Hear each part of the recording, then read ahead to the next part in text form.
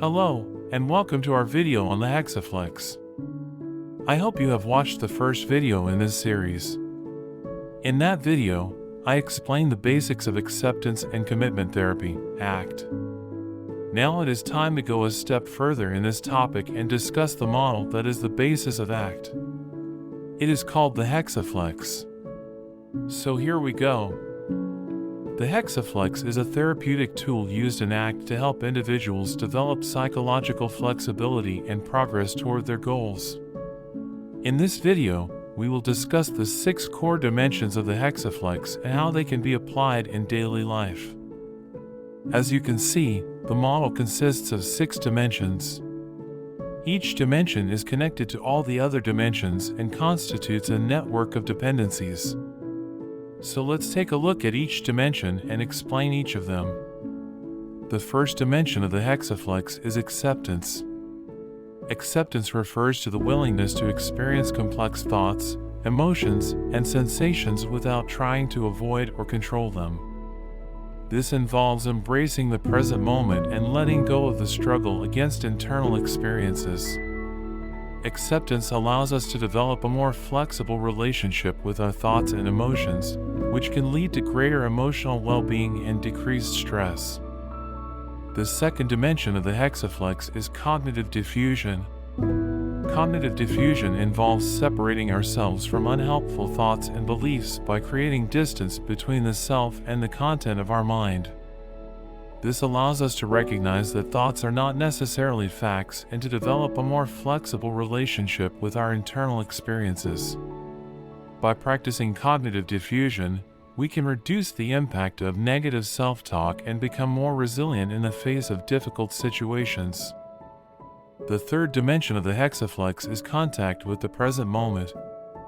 This dimension emphasizes the importance of being fully present in the current moment and engaging in experiences as they happen. It involves mindfulness practices that help us tune into our senses, thoughts, and emotions without judgment. By practicing contact with the present moment, we can cultivate greater awareness and develop a deeper appreciation for the richness of life. The fourth dimension of the hexaflex is self as context.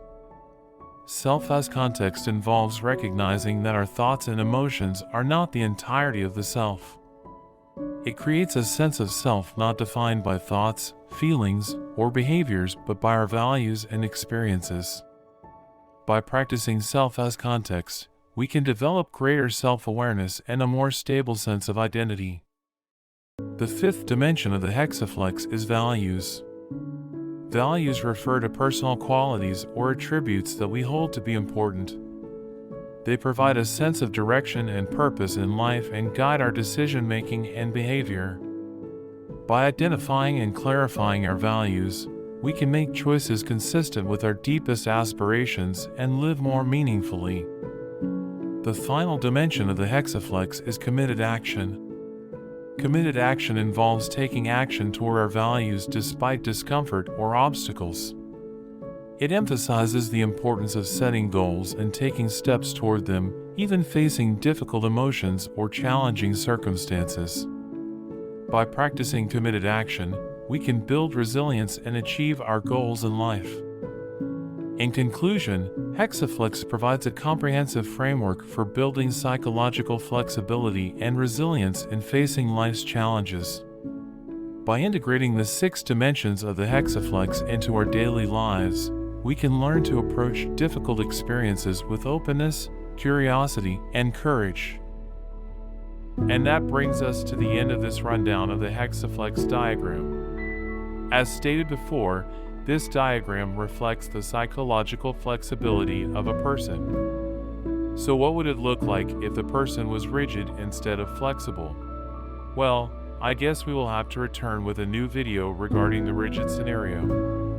But I assure you, the explanation will come in the next video. I hope this was understandable, and if you have questions or comments, please let me know. And don't forget to like and subscribe.